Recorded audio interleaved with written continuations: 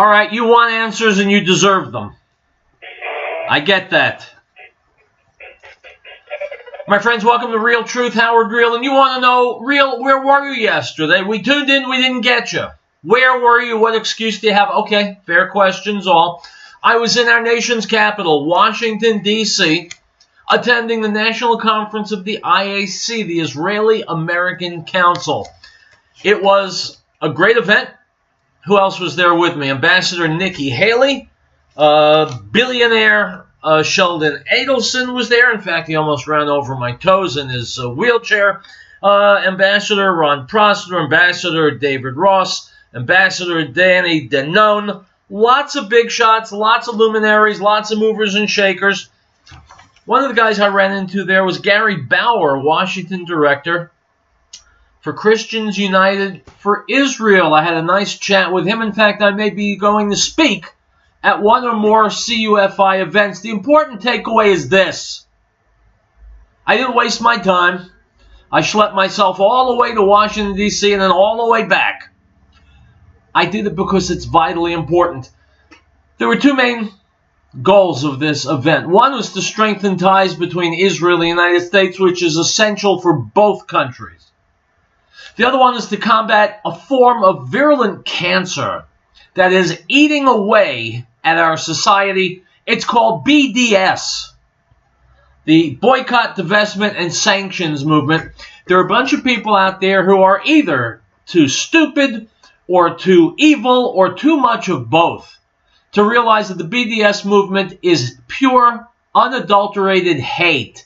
It's anti-Semitism naked before the world. It consists of lies and hate. And if you go to college campuses around this great country of ours, it is growing like weeds. And so part of the conference and part of what I want to talk to you about today is BDS and nipping it in the bud. Calling it what it is. Revealing it to the whole world for what it is. It's lies, it's anti-Semitism, it's hatred, and it hurts not only Jews and not only the state of Israel, but it hurts Christians as well. It hurts America. It hurts Western civilization. Anytime political hay is made from lies and hatreds, we are all losers. So do yourselves a favor, when you have some free time, not while I'm talking, please, go to the IAC website, Israeli American Council. There's a lot of great stuff there to see. It's a wonderful organization. And that's where I was yesterday. If you have any questions, you want to know more about it, give me a call. This is Riell Truth. We're going to spend the next hour schmoozing. We'll be right back.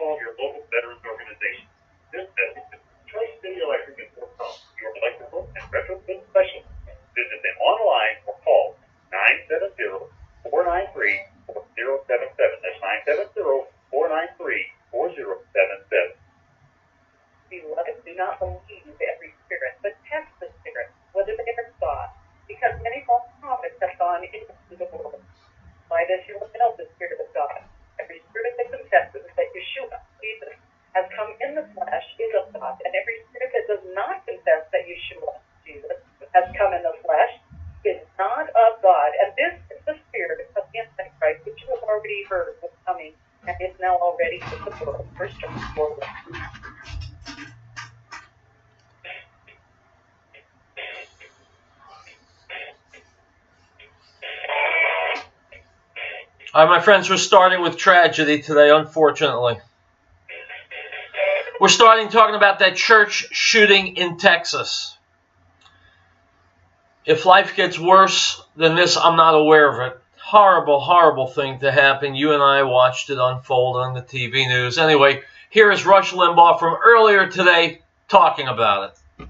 We cannot rid ourselves of deranged, violent people, no matter how many laws we pass, and no matter how many social programs.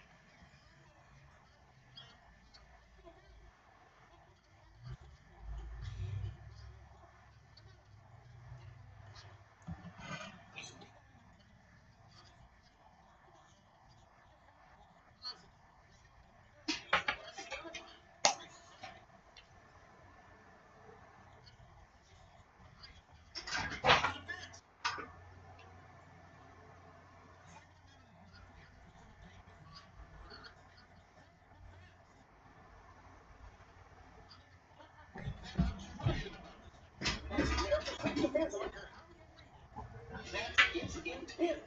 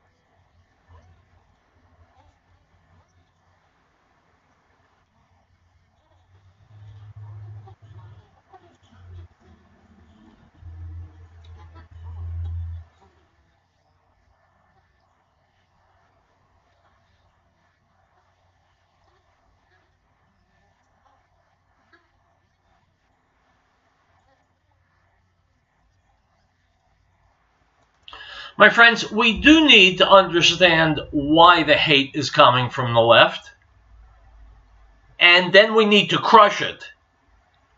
We need to end it. We can't tolerate it. We can't placate it. We can't make room for it at the table.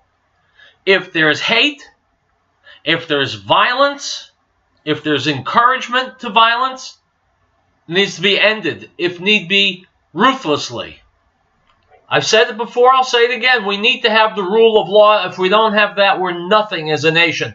We need the rule of law, which means we need to shackle violent liberals. We'll be back.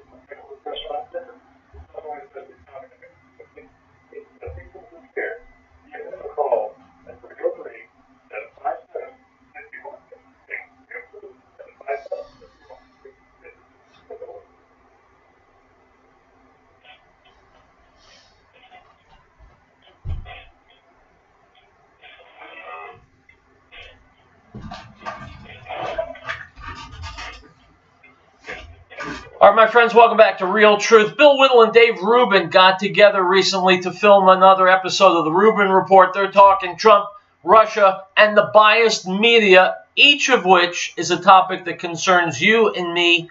Let's listen in. It did take long enough. Considering the distance we had to travel to get here. I had no idea. I don't want to give anything away related to our location. We will not. We are two undisclosed locations that are probably 400 yards apart from each other, something like that. Yeah, completely ridiculous. And there is a food place, which we're not going to describe, where later we could possibly break bread. Sweet. It wouldn't necessarily be bread we were breaking there. It would be... Careful.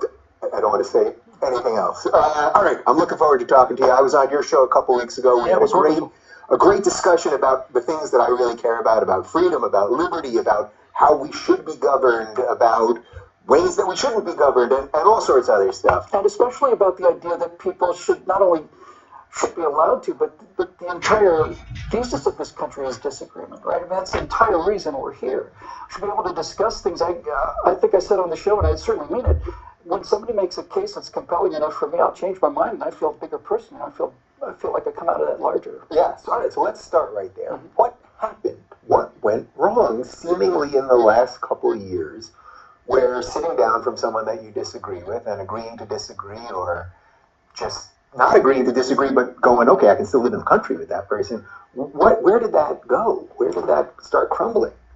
When did it start crumbling? Well, first of all, I think you could probably make the case that in terms of what the other side doesn't like, you kind of started this pendulum, and rather than the pendulum damping out, it's just gotten wider and wider and wider, right? So you know, there's Reagan, and they didn't like Reagan, so Bill Clinton and the conservatives didn't like Clinton, and then George Bush and liberals, and then Barack Obama, and now Donald Trump. The building's gonna come apart. But I think the primary thing that's changed is that politics is in so much more of our life than it used to be. It seems to me that I didn't know if my dad was a Republican or a Democrat until I was probably 20, 18, 19, 20. I just didn't care. And I didn't think about politics in any way, shape, or form until I was 43. So all of the things that used to be political were not things that you'd get particularly ginned up about. You know, somebody's going to make a trade agreement with China, and if your neighbor thinks it should be 13%, and you're one of the 24% people, you're not likely to lose Thanksgiving dinners over those things. Right. But as politics is pressing itself out into everything else in the entire culture, now everything is political, and you find yourself on these sides of issues, and sometimes, occasionally, you find yourself arguing against things that you actually kind of support just because, you know, it's coming from the other team, and it's getting really out of hand. Yeah, so you weren't political until you were 43, which is really fascinating, and I want to get to that. But that you didn't know whether your father was a Democrat or Republican is kind of interesting. Tell me a little bit about growing up. Well, my dad was a hotel manager. I was born in Manhattan, and we lived just across the river in West New York, just a couple of yards from where Aaron Burr won that altercation. And just before my 4th birthday, we moved to Bermuda, so I grew up in Bermuda. And I actually kind of grew up in the best corner of Bermuda. I mean, my dad was pretty solidly middle class. I was quite shocked as an adult when I found out he never made more than $44,000 a year. It was really quite a shock for me. But there were a lot of great perks with it, and growing up on the pink beaches of Bermuda was pretty nice. But the main thing about that experience was the British schools, which were anyway, exceptional, extraordinary. They were highly disciplined, very structured, but they were also very competitive, And I just took to that, and it gave me a 4 or 5 year boost in terms of education, but socially, it was probably a 5-year anchor. You know, it was an all-boys school. So suddenly you arrive in Miami and you're fearing for your life. You have this funny accent. You don't carry your book right, you know. And yeah, so it was a real transformative experience for me. And then what took you another 23-ish years to get into politics? Well, I had seen the Thunderbirds. My dad was a very busy man because a hotel manager is a day job and a night job. Just to run the hotel during the day, came home, take an hour or two, nap, and then go down and entertain the guests. So it took me to see the Thunderbirds out at Kinley Air Force Base in this was 65, I guess, flying F-100s, and I just dropped my ice cream cone. I never really picked it up, you know. I mean, honestly, I was like, what? So between the ages of 5 and 17, I was gonna be an astronaut. I was serious about it. I got a job at the Miami Planetarium when I was 13, I think.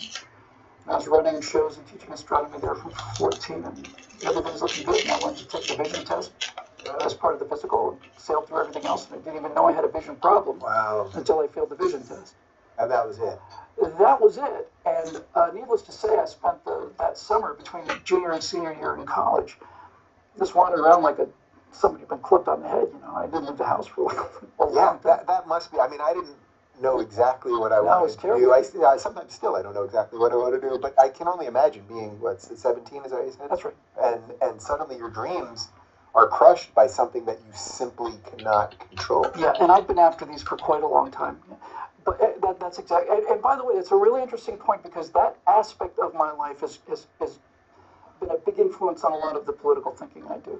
That idea that, you know, that the world did not owe me the Air Force Academy, the world didn't owe me Mars mission, all the things I thought I was going to do, it didn't owe those things to me. I was heartbroken by it, but that's the way it goes. And parenthetically, just very quickly, what I did find out about life is that, you know, you can't always get what you want, but sometimes, you know, try real hard, you can get what you need. So I think there's a song about that. No, I suspect I made that up. No, I'm quite certain I came up with it. But so I wanted to fly F-16s, and I can't fly F-16s, and I never will. But I have a little experimental airplane with a propeller in the back, so I don't have to see it. And I go through the air at 200 miles an hour, and I make my fighter pilot turns, and it's good enough.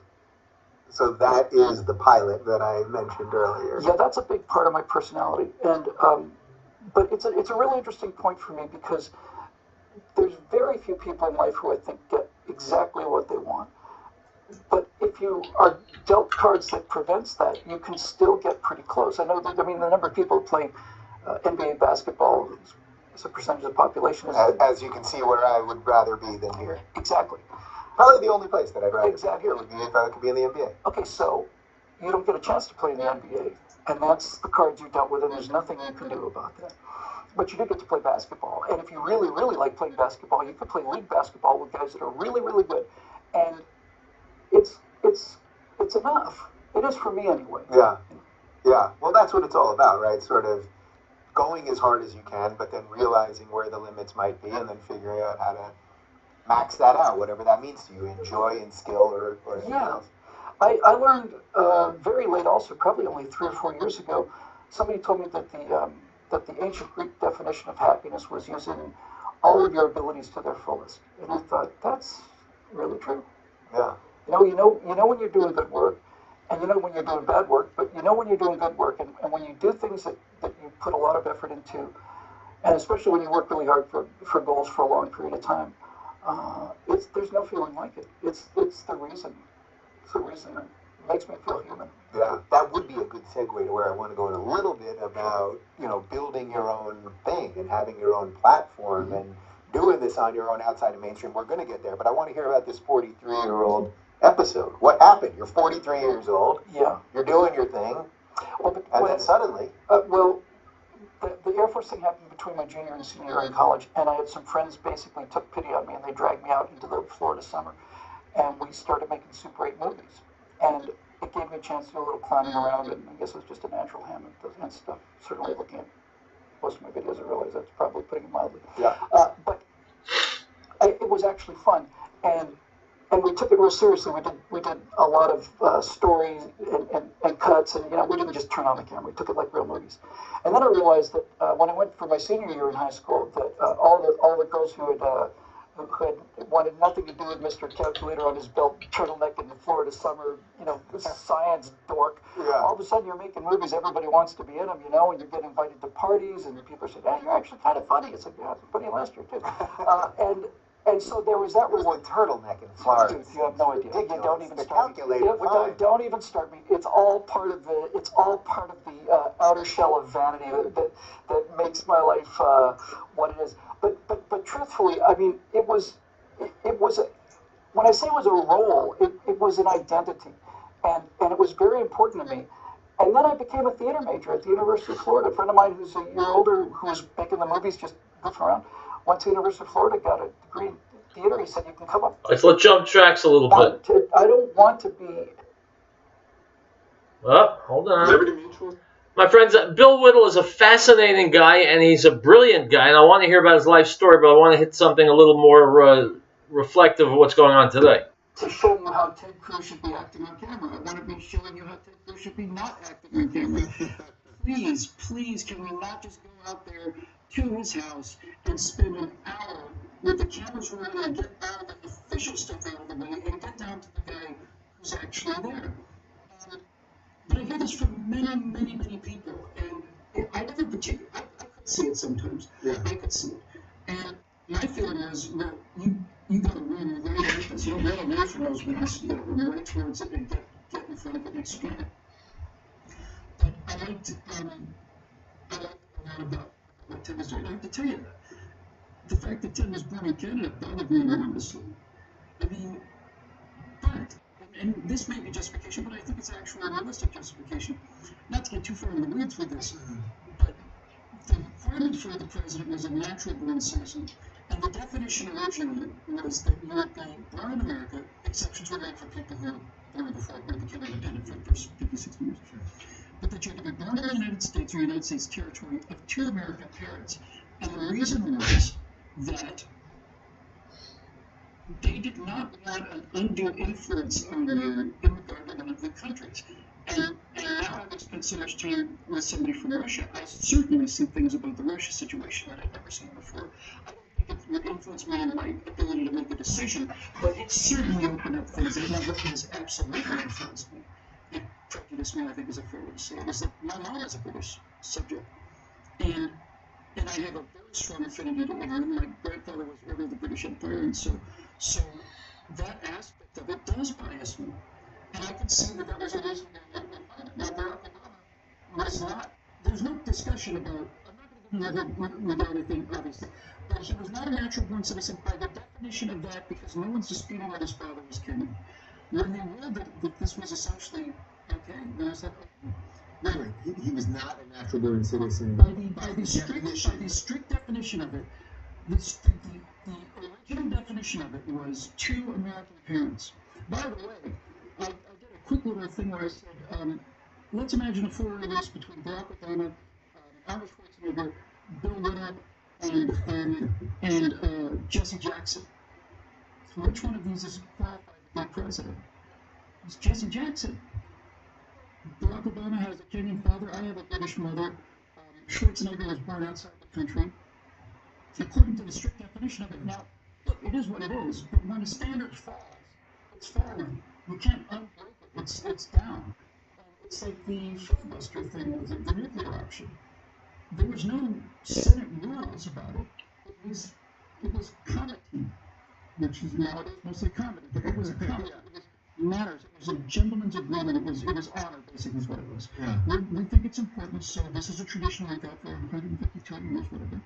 Harry Reid decides that it's a vote. He uses the Harry Reid option, and it's gone. And I do have many supporters who say that we can't play that way. We got to hold ourselves to a higher standard.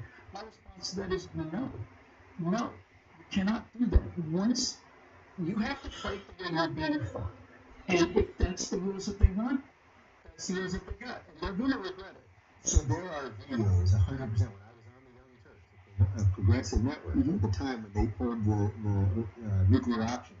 What's that? The Reid option. Yeah, okay. So when Harry Reid did this, and I was saying that I was not for it because you cannot change these rules and then expect that it won't bite them in the ass or something. And I don't think they expected it to bite them in the ass only, 30 years later or whatever it is. But yes, you have to have principles, and it's hard to have principles. Yes, that's the point. That's exactly right. And when we were talking so much about the email situation and the insecure server and the insecure server, this machine really wasn't as beat up an machine as I claim it was. But people would say, "Oh, so you're telling me that if Ted Cruz had done the same thing, you would have a problem?"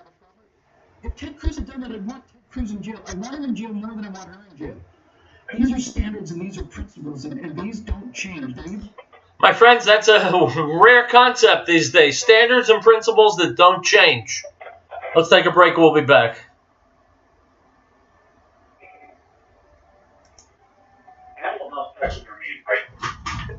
Thank you all for putting that in our report. Consider hiring them. And suppose he will back in the vision for club. Know that your dedication, selflessness, and courage are appreciated. And God bless America. This message is from Animal House Tackle Review. Be proud to vote the vice forces of our country.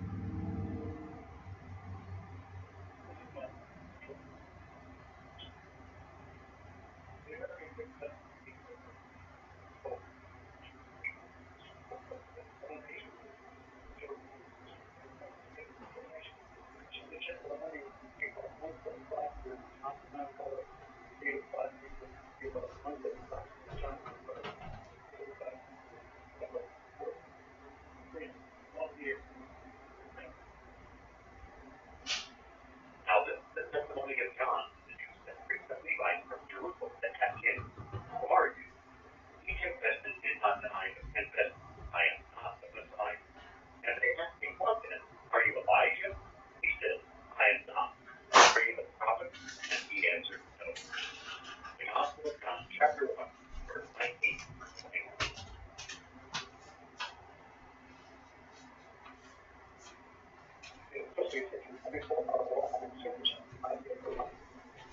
He wears more noble, righteous, courageous, and gospel. He great men and women that have those that go for our freedom and the military effect. In our hearts and the prayers of the cross. This was the only thing. And she came for our Walmart supercenter on Friday. They're on the air because they care. The water kind of the problem is well done. We know our kids will be in both there. We want to know the answers of our commission with that church. They know you. They provide examples for their kids and families to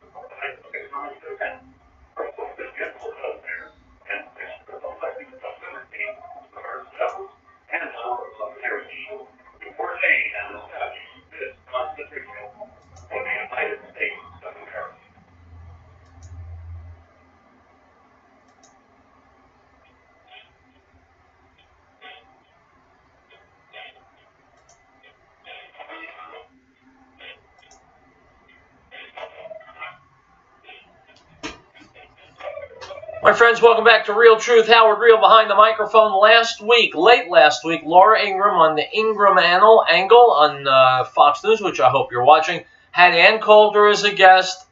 You gotta love it. Laura Ingraham, Ann Coulter, making fun of the complete lack of ideas coming from the Democrat side.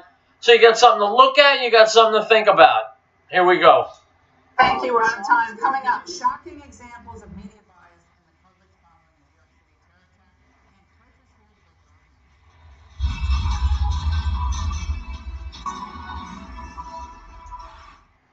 Welcome back. As we mentioned in the angle, some politicians are using the New York City terror attack to foment a totally false narrative about terrorism and immigration. To make matters worse, the media, they seem to have no problem advancing the story. For example, just hours after the attack, NBC News offered this headline: Muslim Americans again race for backlash after New York attack. Their concerns for the 8 dead victims is tragically overwhelming. The Associated Press posted a tweet this morning saying, quote, investigators seek motive after driver in a rented truck mowed down people in a bike path in New York City. Motive? He had own a car as he told about the attack and requested a massive flag in his hospital room. You don't need to be a Rambo to figure that one out. Joining us for reaction here in Washington is Democratic strategist and David Good Friend. And in New York is Ann Coulter, a nationally syndicated columnist. It's great to see both of you. Ann, let's start with you. I mean, the charge of Islamophobia. I mean, how long did it take, Ann? Maybe, I don't know, 15 minutes after the terror attack in New York and some problem. 6 hours, NBC News and tweet. Put those people down. Now, the media is very, very predictable. The media is on the side of the Democrats, and the Democrats haven't been changing any minds recently. It's not like they have a good idea. They're bringing in liberals. They want this constant transformation of America so they can re-election. In fact, it's come up just this week in West Virginia, right? I think the Washington, the New York Times, Democrats threatened that maybe all of these spirits that moved into Virginia may not have votes in the Democrat against election. This is all about to go to the Democrats. For the Republicans, corrupt Republicans, it's all because they're very anti-free labor. But where do the Democrats are changing their minds here? And maybe that's the issue with this race progression visa program. There's 50,000 individuals put in. Well, yes or no to the power back for visas. Is there what really we should do today, given the labor market, given the fact that there's a lot of poor minorities who are looking for work, who need better jobs, and I don't know, it's a diverse country, increasingly diverse now. Why do we need a diverse program? Well, I think, first of all, I compliment the Midwest. I know about taxes and shutdown, and I know a lot of the concerns about finding jobs for people here at home, but I'm not the first words I say about this. I'm thinking about the families of people. I think we all should take a deep breath and realize real people were killed, real people were hurt. And we shouldn't rely on some terrorist being terrible. I'm going to ride my bike to the park to go watch UFC tomorrow. I'm going to ride the metro. I won't be intimidated. Those are the kind of things we should be talking about.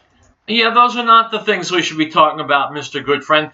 Instead of talking about how we're going to persevere in the face of Muslim terror, why don't we talk about preventing Muslim terror? Needless to say, this guy's a Democratic strategist, which means it's hard to hear his voice because his head is so far up his ass. Let's go back to it. Don't get me wrong, you're right. I mean, this is the stuff that you're all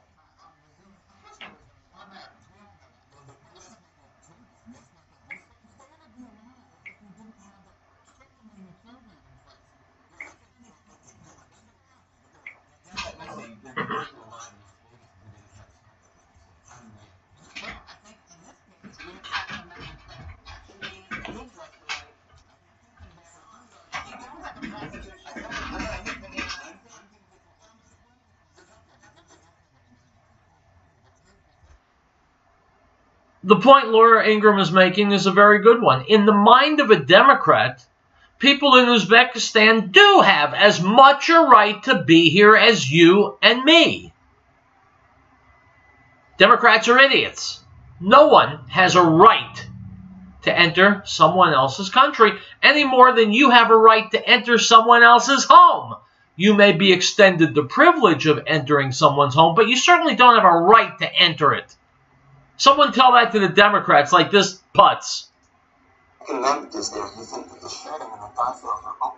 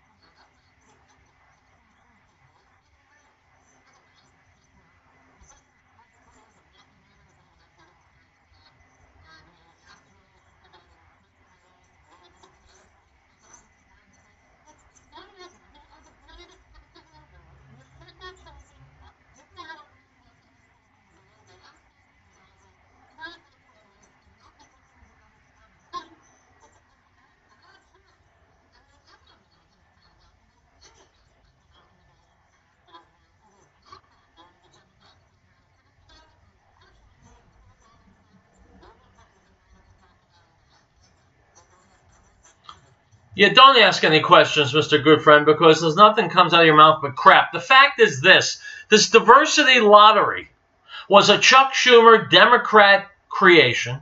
We're going to pick people at random from various countries where terrorism is rampant, and no matter who they are, no matter what they are, we're going to bring them to the United States. But that's not enough. Once they're here, they get to bring in family, extended family, friends, people we have no idea about. We're just going to close our eyes and say, come on in. Folks, how well is that working in Germany? Or in France? Or in Denmark and Sweden, which has become the rape capital of Europe? How well is that working? You know, even vetting. You can't vet people from the Arab third world. There are no records kept there. So another Democrat policy that is directly resulting in butchered Americans. And this fathead wants to debate with Laura Ingraham and Ann Coulter, two people, each of whom have more IQ points on their own than any 10 Democrats you're liable to stumble across. Immigration to this country has been a nightmare. It continues to be a nightmare. We need to fix it. Not only illegal immigration, but legal immigration as well. We'll take a break and we'll come back, my friends. Stay tuned.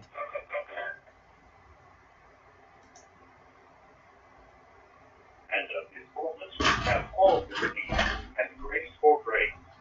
For the law was given through Moses, but grace and truth came through Yeshua HaMashiach, Jesus the Christ. No one has seen God at any time. The only begotten Son, who is the bosom of the Father, he has declared him. The Gospel of John, chapter 1, verse 16.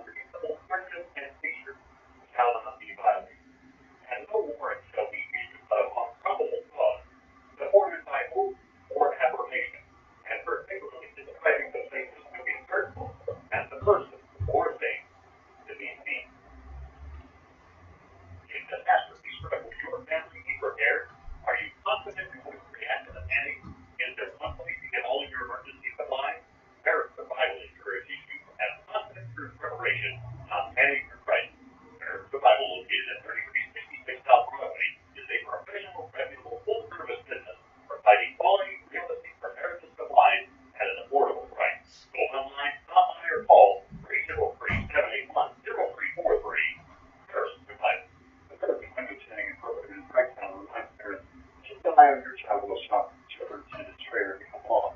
Dispose of non-opportunity before it gets up. Please make every effort to keep track of your little ones at all times. If you have information regarding a lost child, call local authorities at once. This message is from American Understanding Program in Franktown. For residential or commercial witnesses, 303-263-4228.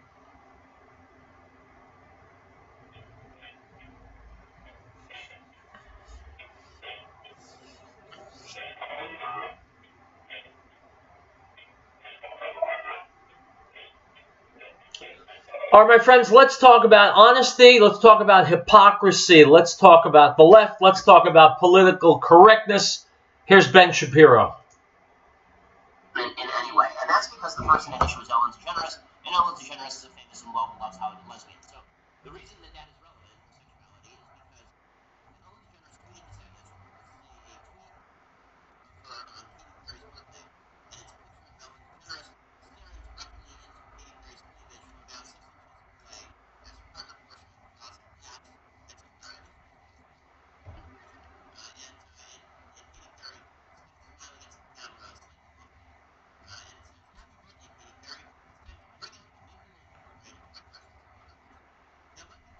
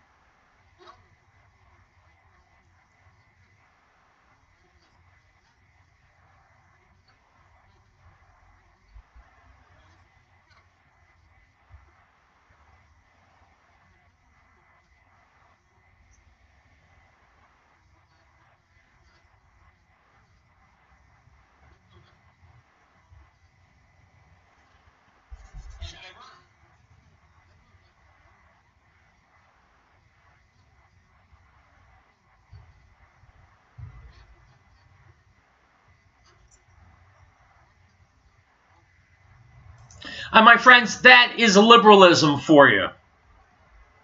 We're free to do and say whatever we want, but if you say or do anything I don't want, we're going to threaten you with violence. More than threaten, we're going to actually hurt you. Ask Rand Paul about that. This is the left.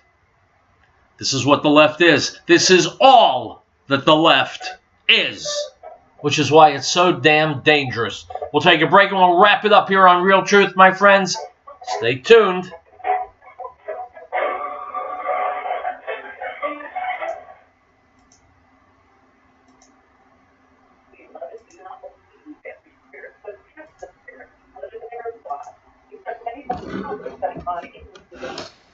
Light as you will know the Spirit of God. Every spirit that confesses that Yeshua, Jesus, has come in the flesh is of God, and every spirit that does not confess that Yeshua, Jesus, has come in the flesh is not of God. And this is the spirit of Antichrist, which you have already heard was coming and is now already in the world. 1 John 4:1.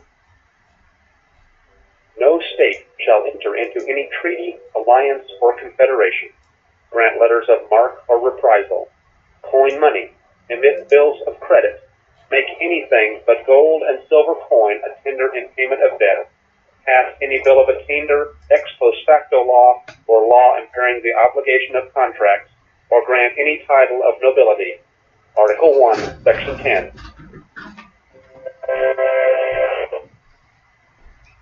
Chaplain Collins LLC salutes our emergency first responders for their professionalism, commitment, and bravery. They're willing to put their lives on the line for us with little or no thanks. So let's all take the time to thank our first responders for all they do for us. Also thanking our veterans for the sacrifice they made for our freedom. This message is from Chaplain Collins LLC, with 10 locations in Denver and Fort Collins, serving the community for over 13 years. Visit them online at chapelcollins.com. Piccolo's restaurant in Denver reminds us that over 750,000 children were reported missing last year. Over 58,000 of these were abducted by non-family members. Keep an eye out for youngsters at play, and if you see anything suspicious, contact the authorities immediately. This message from Piccolo's restaurant in Denver. Not only best to count the Mexican, it's the people who care. Give them a call at 303-757-5166. 303-757-5166. Piccolo.